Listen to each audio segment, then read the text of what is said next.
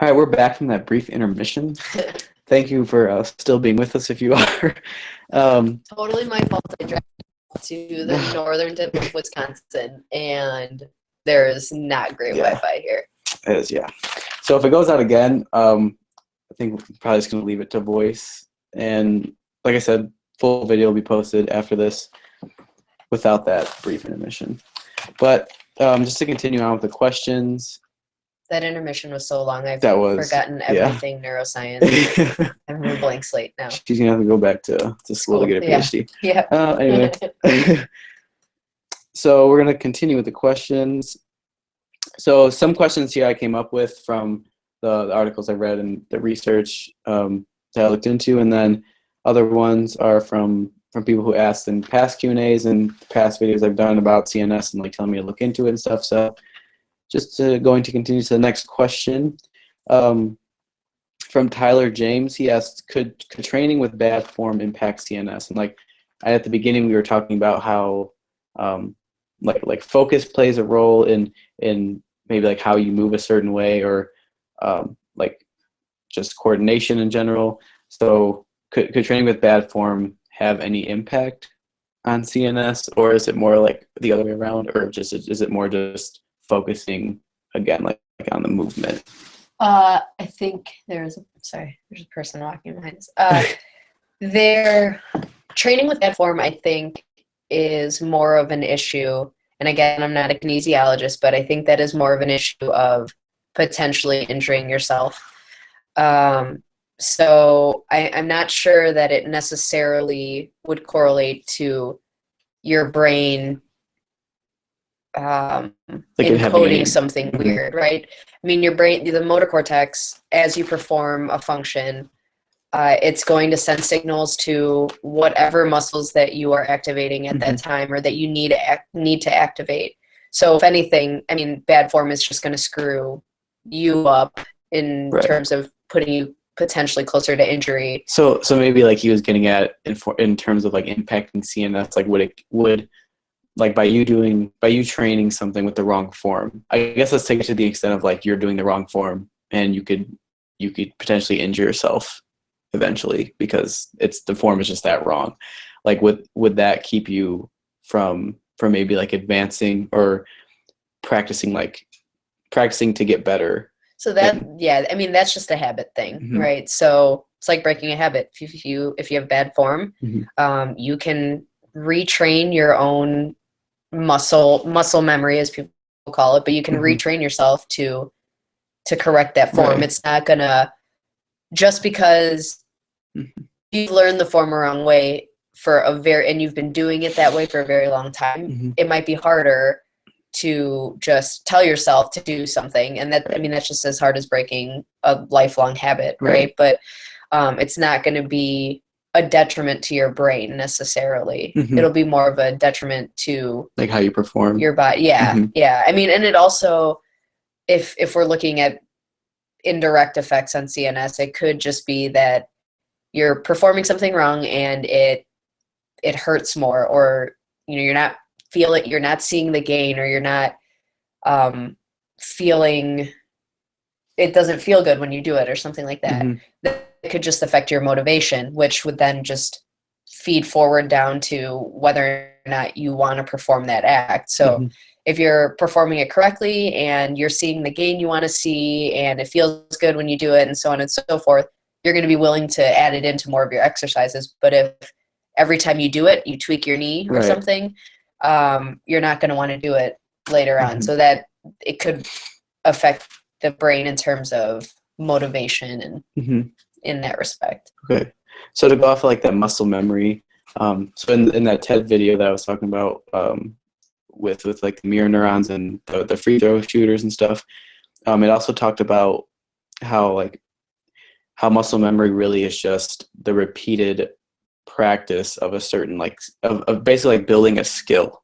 Yeah. So it's like that's exactly what. So it's like that. Yeah. So if you could talk about, is it that pathways are created, or is it that the signaling is better, so that if you stop doing it for an extended amount of time, that like when the term muscle memory usually comes in, where it's like, oh, like it'll just come back. Right. Like, is that from you having like created pathways, or have pathways that are more efficient than just like an average person, or? That is, it's kind of hard to say, because I would say that muscle memory is facilitated by that repeated action in practice and training allows your muscles to just adapt to that movement. And part of that too is signaling from your brain through your spinal cord to your muscles, knowing what it needs to do. And exercise in and of itself can help in neurogenesis, so creation of new neurons, but can also help in strengthening cell-to-cell communication. And so I mean, with maybe a lot of people watching, or so like would practicing like jumping over and over again, and like as you get better at that, is it like, are you getting better? I mean, it could be multiple things, but are you getting better because muscle activation is getting better, or is it because pathways are getting more efficient? I think it's a little bit of everything. So it's not that every time you go and work out, you're going to create a neuron or create a series of neurons or build and strengthen synapses. That's not going to be the case every time, but you have potentiation of signals. You have signals that can become more efficient, or you can have more firing of signals in response to an act. A lot of that can come from just the sheer act itself. It can come from neurotransmitter synthesis, release, so on and so forth, due to the rewarding effects that you feel. All in all, I think training is one of those processes that will affect your body in a lot of different ways, between motivation, reward, so brain specifically, and then down to creating just a connection. Not creating one, but strengthening connections, and maybe making communication a little more efficient if there is potentiation of a signal, or so on and so forth. So that in that way, I think training is very important. Okay. Guys, don't get thrown off by like anything that sounds complicated, but I don't know, these are the types of Q&As, I want to start doing more, and start kind of digging more into things, because I feel like the more you dig into something, the more interesting it becomes, and just the more you can learn from it. With something as simple as CNS training, people, it's thrown out there, and I feel like there's a lot of generalizations. So I think it's cool to kind of get down to the nitty gritty and like actually see like where that label came from. So, and if you have any questions, just put them in the comment box and we can respond to them. Or if anything is over your head or needs clarification, we can do that. So to get to another question, this is kind of a little longer one, but so I've read multiple studies that suggest motor cortex plays a role in muscle strength and coordination. So to go back to what we were talking about earlier, could this be why loading and doing low repetitions could be more beneficial to work more CNS, because it takes more control, like the movement, over just doing like a pacing movement? I don't know that I can answer that specifically. I mean, I can give you a little bit of insight on the motor cortex, but in terms of like how it's activated, but in terms of low rep at high weight, or high rep at low weight, I can't really speak to that, but the motor cortex deals a lot with voluntary movement. So it is a loop. Almost all of what the brain does can feed forward and feed back. And so as let's say you're directing a movement. When you direct a movement, the signal comes from the motor cortex down your spinal cord to whatever limb or part of your body you need to move, and then it moves it. So it sends that signal via that pathway. You can, I mean, neurons can atrophy. A lot of unfortunate neurodegenerative diseases do that. And so those neurons can atrophy. So you lose the ability to communicate. And is that from not performing like a certain movement, or because could you just be born with that like that? I mean, the neurodegenerative diseases, those are generally not an issue of whether or not you're using. It's not a use it or lose it type of thing. But your muscles can atrophy if you don't use them. Right. So the people who are extremely sedentary can lose muscle mass and fibrosity and so on and so forth. But on the other end of the spectrum, if you are working to strengthen a muscle, I mean, you're just repeatedly sending signals, right? And what you're doing is you're strengthening the muscles and potentially strengthening those signals and the communication along that pathway that's occurring between the neurons and the ganglion and your spinal cord, and all of those feed forward or feedback processes. So would you say that's why when something starts to feel easier, is that why like you might increase load, or start performing different types of movements that might kind of test your body in ways that you haven't tested it yet? Like, is it to kind of like push those pathways in a sense, or create new ones, or would it just strengthen ones that are already made and just kind of be like a branching off of that? Yeah, I mean, those pathways are there and they're formed, right? The pathway from your brain to the ganglion to the limbs and parts of your body, those are there, and you can strengthen or potentially weaken them. But a lot of, what did you just say? You said, a movement becoming easier. Right. I mean, I think a lot of that is just training your body, just training your legs to know what that movement feels like. But in terms of the brain, when you perform a movement, it is a novel, let's say it's a novel, brand new movement, it'll just become easier by virtue of practice. The same way, you can, when you start learning piano or something and just getting those motions down. So it's a little bit of everything that goes into that. It is your brain sending the signals to tell you what you need to do, grasping what it is that you need to do. In piano, learning a new piece. Right. So, reading the notes to actually sending that signal to actually move your fingers to where they need to be, and that coordination. Each time you practice a song, it's just going to get easier because that you're just processing it faster because of the practice. Okay. All right. So I'm just going to go through and look at any of the remaining questions I have on here. And if you guys have any questions, just feel free to put them in the chat. Again, I apologize for the last video going out, but there will be another video of this in full posted after the full Q&A.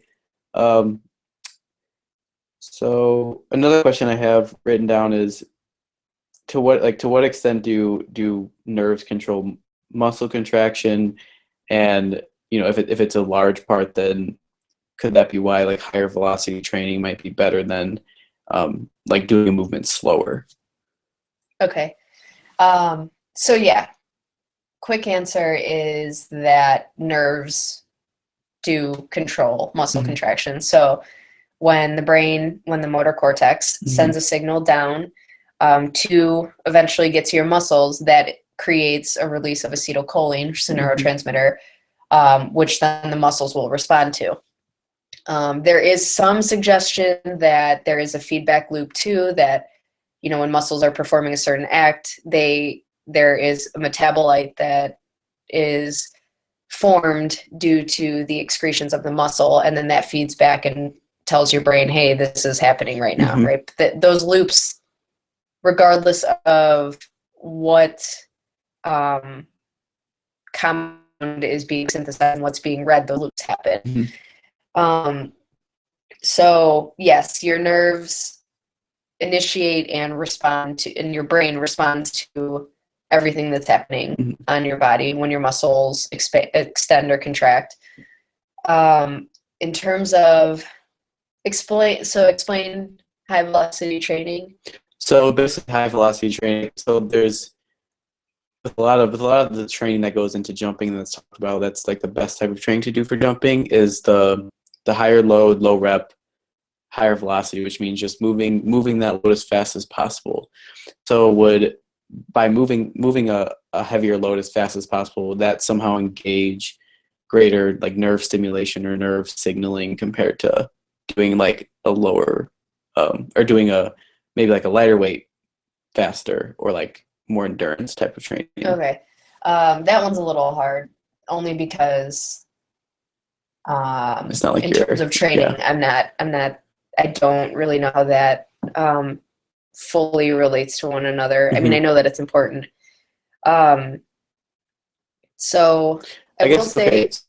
yeah. So like doing any movement in that manner, like if you were to do any movement faster, like does that require more nerve stimulation? Because I feel like maybe intuitively it seems like it would, but yeah. So nerve stimulation or the communication of nerves is required for a movement of a muscle, but the speed at which your muscles perform and act doesn't translate to your nerves signaling any faster. Yeah, your nerves don't signal any faster. It's really more of a frequency of stimulation. Okay. So it could be, this is speculation, but it could be that as you train and you do that high velocity training and you're moving a greater load, lower reps as fast as you can, it could be that you eventually those nerve fibers eventually fire more in response to whatever action you're trying to carry out. So by fire more, do you mean like fire a greater number of times in a certain period of time? Right. Okay. So each time they don't actually move faster. Right. It's just so more often. Let's just real quick into just quick neuroscience. So you have a neuron, you have a cell body, and then you have this axon, and then you have these little things called dendrites, and the dendrites are where the signals actually transmit. And dendrite to dendrite communication is generally what people refer to as a synapse. And so once the cell is activated by a voltage, right? It'll either, it's called an all or none response. So either there will be a signal that gets fired or not. And so when that signal gets fired, it conducts through the axon out to the dendrites, and then the dendrites will release a neurotransmitter in response to this conduction, depending on what the neuron is. And so basically saying like move in some kind of way. So let's say we're talking muscle fibers. You know, if the signal is being conducted, it moves down the axon, it will release acetylcholine, and that is what your muscles are responding to. Is that the neurotransmitters that are released by that impulse.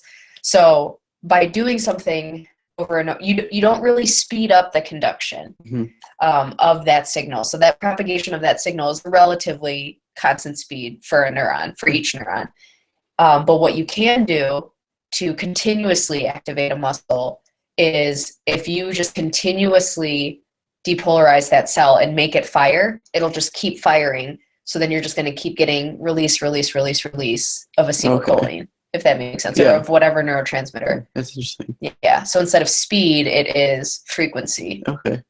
Yeah. So can that be, I wouldn't say perfected, but can that be kind of improved by, through practice like we talked about, like doing something more often? It can. So there is potentiation. There are things that can affect a cell's ability to have like a short refractory period and get fire again. So there are ways to do that. I don't know. I can't say that, okay, just because you do this exercise over and over again, that's what's going to happen. Okay. So we actually asked Jenny's brother, who speaks multiple languages, what your name was, because I can't read those letters, but he said it was Zhang Ning. Is that right? We did talk about your question. We did bring up your question about how do you know your CNS is recovering. Is that the question you asked last time?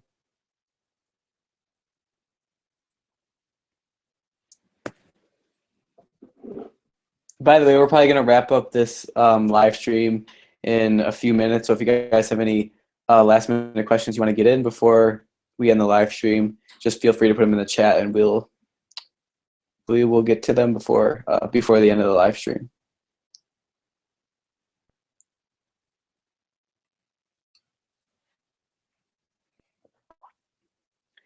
Okay, so Zhang, we did talk about that. Do you want to just like give a little summary of what he asked before? Yeah. So you asked whether he asked how you know the CNS has recovered in sleep. Yeah, in terms and does sleep have any does it help to have more sleep? Does it hurt to have more sleep, or less sleep? To very quickly summarize what I said, I don't think that after a training session that your CNS needs recovery necessarily. It's not that your brain. It's not that.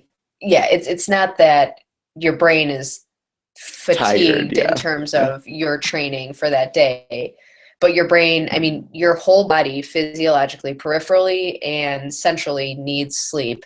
Your brain needs sleep to consolidate all of that sensory information and all of the information that you've taken in for the day.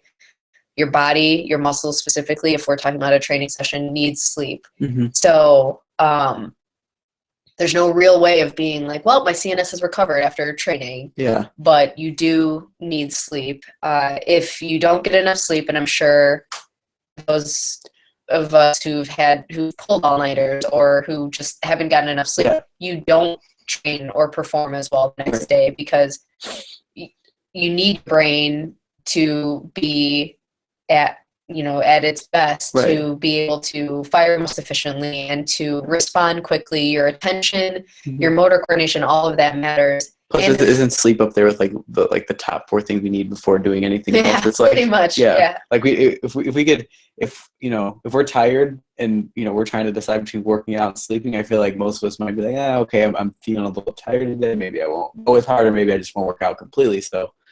Yeah, but if you're not going to go hard, then Right.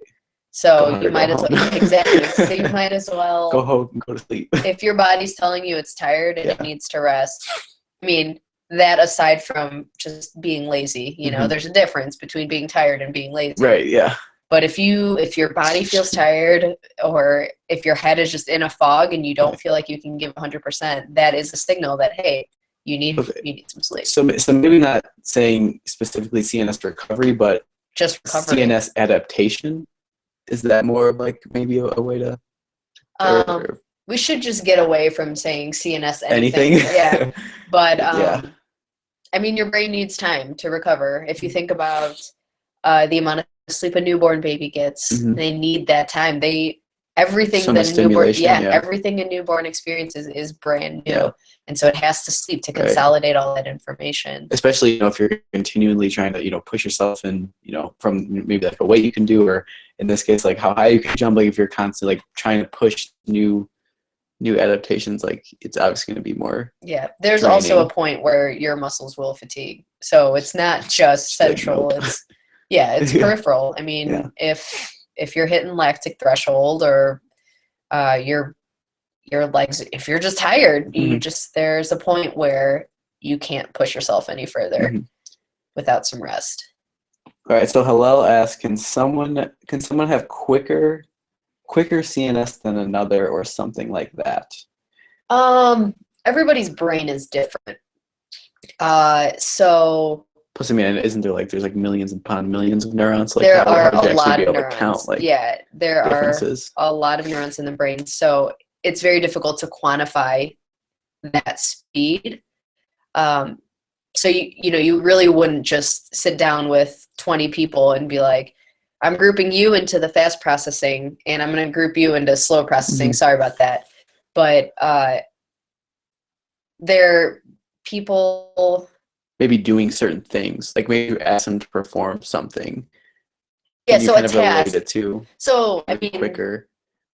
I mean, maybe it's related to like the motor cortex. Like maybe if one person has done whatever movement you're asking them to do, maybe if one person's done that movement more, it'll seem like they have quicker CNS. it could be. I mean, it could be through training. Yeah. If you have a completely novel motion Mhm. or a novel action that you're asking somebody to do, there will inevitably be people who can perform it faster than others, but that's not just necessarily a brain thing. I mean, the conduction will be different, right? So some people might conduct faster than others. But that's not to say that it's a grouping. It's just that it could just be that for that specific movement, that person is faster, but they could be slower at conducting in another movement. So it's hard to really just say somebody's brain is quicker than another, outside of a diseased brain, of course. Right. But in normal individuals, what could be faster for some person could be, they could be lacking in some other area. Right. That another person who was slower in that first motion can be faster at. And I think like from what I'm getting from this conversation, just other times we've talked, it's just, it seems like the body, it's not just, I feel like getting away from the CNSs would be better, because your body just doesn't work with one thing. It's like you have to, if you want to perform anything, any action, it is an integration of a lot of things. I mean, each process, it's not, when you perform any, let's say we're talking about jumping specifically, it's not just going to be your motor cortex that activates. It's going to be one that lights. So put you in an MRI or something. It will be one that lights up predominantly. I guess you wouldn't be in an MRI if you're trying to jump, but that whole idea is, it's not that just one area of your cortex is activated at any time. At any given moment, neurons are just firing. I mean, you have your dynamics that are going on in the background, just keeping you alive at any given moment. So it really is an integrated process between your brain communicating with your muscles and your muscles communicating back to your brain. It's really, and not just, your heart, everything plays a role, your lungs, breathing capacity, all of that stuff. So I feel like that's why it's good to get away from these like specific, like, CNS training or like this training or this training. It's like whole body. Yeah, it really is just training. Right. Yeah. Because no matter what, your brain's going to be involved, and no matter what, your muscles are going to be involved. Right. So categorizing it is probably not the best way. You're going to be breathing, your heart's going to be pumping. Yeah, everything is working. Yeah. That was a good question, though. Yeah. It was really good. Sangni, he said thanks. Appreciate it. All right. Let's see. Any more questions? If you guys don't have any more questions, I think we're gonna wrap up the live stream. If you do have anything else to add. No, thanks for listening. Yeah. Hopefully you were being on the stream. This great. Sorry that it got cut into 2 parts. I will definitely work on getting these better. Well, I guess having better Wi-Fi next time would help. That. No, that's on me. No, maybe we'll do something like this again if you guys have suggestions for future Q&As with Dr. Supida Monaikul, who I found out just doesn't like to be called doctor. Don't call her doctor. All right. You guys are tuning in. Thank you.